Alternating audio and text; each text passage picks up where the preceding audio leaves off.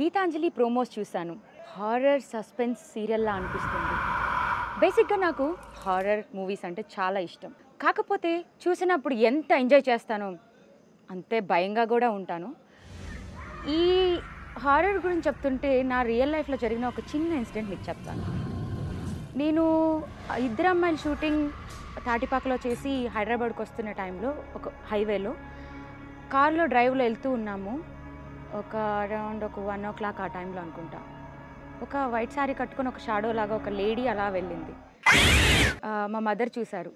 చూసి తను చెప్తున్నారు, నేను ఒక దెయ్యాన్ని చూశాను అంటే మేము అనుకున్నాం దెయ్యం కాదులే మమ్మీ అది అనుకుంటే, బట్ తను చెప్పడం ఏంటంటే తను దెయ్యం అనింది.